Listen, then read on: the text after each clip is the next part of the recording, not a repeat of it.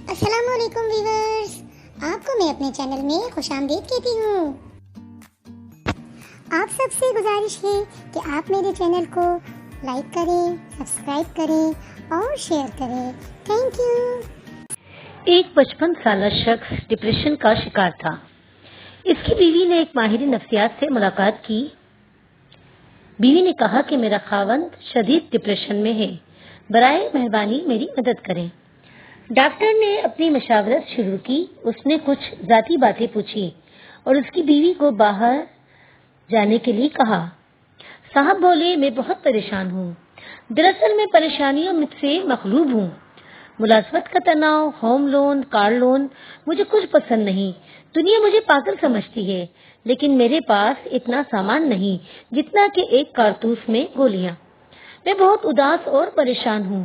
یہ کہہ کر اس نے اپنی پوری زندگی کی کتاب ڈاکٹر کے سامنے کھول دی۔ پھر ڈاکٹر نے سوچا اور پوچھا کہ آپ نے 10ویں جماعت کس اسکول میں پڑھی؟ اس شخص نے اسکول کا نام بتا دیا۔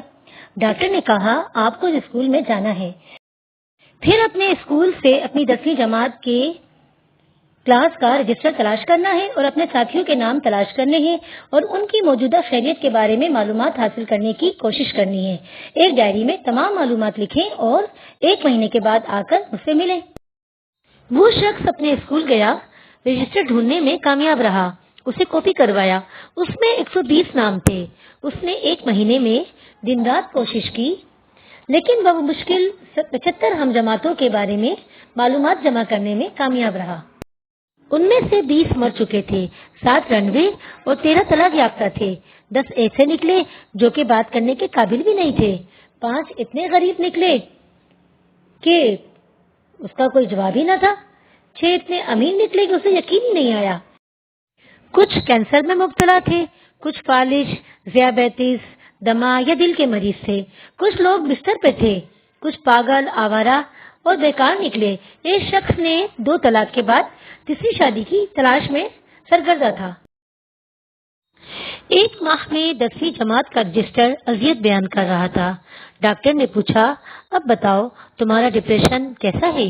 وہ شخص سمجھ گیا کہ اسے کوئی موذی بیماری نہیں، وہ بھوکا نہیں، اس کا دماغ درست ہے، اسے عدالت، پولیس، وکلا کا کوئی مسئلہ نہیں۔